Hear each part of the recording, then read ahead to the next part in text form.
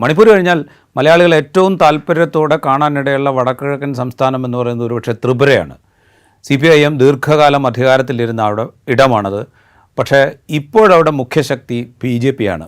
അധികാരത്തിലും അവർ തന്നെയാണ്.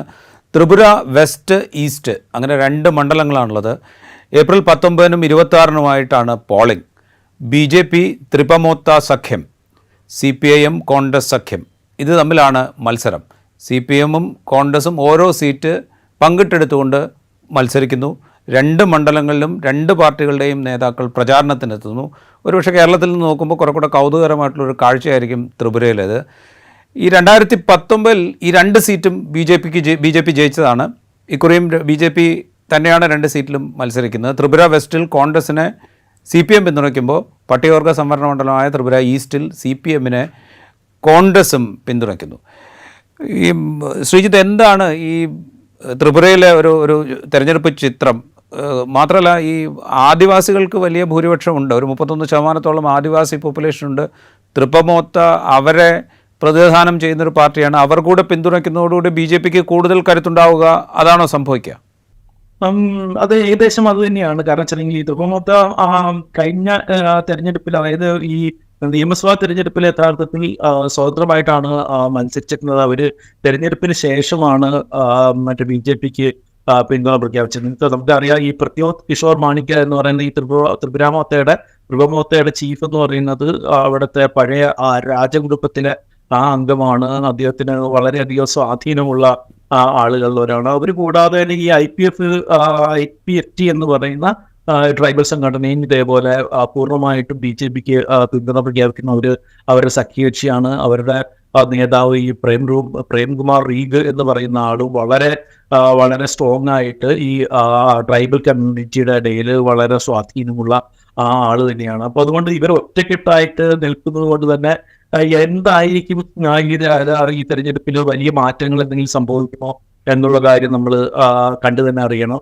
നമുക്കറിയാം, കഴിഞ്ഞ തെരഞ്ഞെടുപ്പുകളിലെല്ലാം BJPയുടെ ഒരു അധികാരത്തിലേക്കുള്ള അവരുടെ ഒരു വരവിന് ശേഷം ത്രിപുരയിൽ ഇന്നേ വരെ ഒരു തെരഞ്ഞെടുപ്പും വളരെ കൃത്യമായിട്ട് നടന്നിട്ടില്ല എന്നുള്ളത് വളരെ കടുത്ത ആരോപണമായിട്ട് പ്രതിപക്ഷ കക്ഷികൾ ഉയർത്തുന്നതാണ്.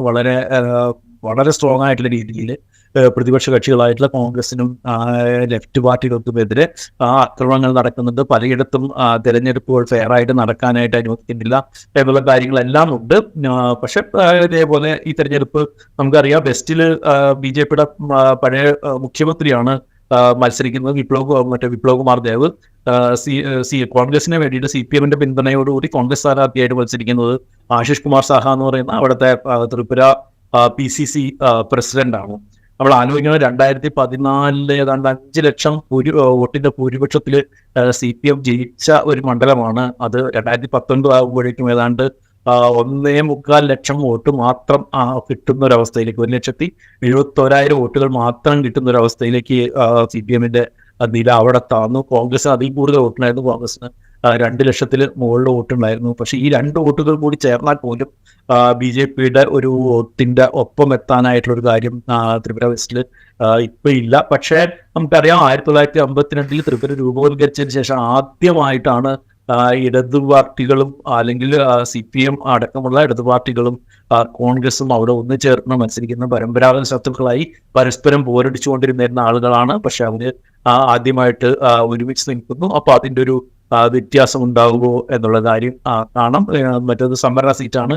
ഇവിടെ പൂർണ്ണമായിട്ടും ഈ പറഞ്ഞ രീതിയിൽ വലിയ തോതിലുള്ള ഈസ്റ്റില് ഈ ട്രൈബൽ പോപ്പുലേഷൻ ഉള്ളതാണ്. അവിടെ ഈ രാജേന്ദ്ര റീഗ് എന്ന് പറയുന്ന സ്ഥാനാർത്ഥിയാണ് CPM-ന് വേണ്ടി ഈ കോൺഗ്രസ് പിന്തുണയോടുകൂടി മത്സരിക്കുന്നത്.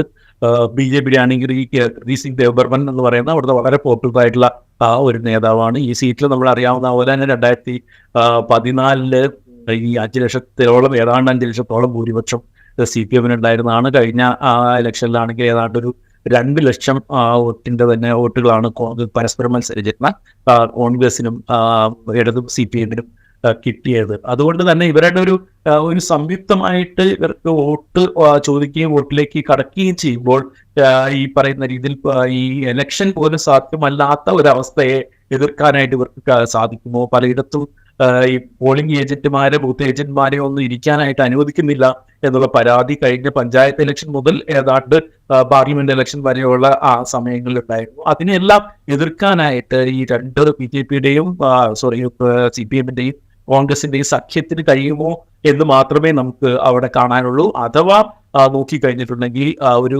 സാമുദായിക ഒരു രീതികളെല്ലാം വെച്ച് നോക്കിക്കഴിഞ്ഞിട്ടുണ്ടെങ്കിൽ ഈ ട്രൈബൽ വോട്ടുകളുടെ അല്ലെങ്കിൽ പഴയ കാലത്ത് CPM-ന്റെ ഒരു ബെൽറ്റായിരുന്ന ട്രൈബൽ വോട്ടുകളുടെ മുഴുവൻ പിന്തുണ ഇപ്പോൾ BJP-യിലേക്ക് പോകുന്നുണ്ട്. അതുകൊണ്ട് തന്നെ അവിടെ വലിയ അത്ഭുതങ്ങളൊന്നും സാധാരണഗതിയിൽ സംഭവിക്കാൻ സാധ്യതയില്ല എന്നുള്ളതാണ് തോന്നുന്നത്.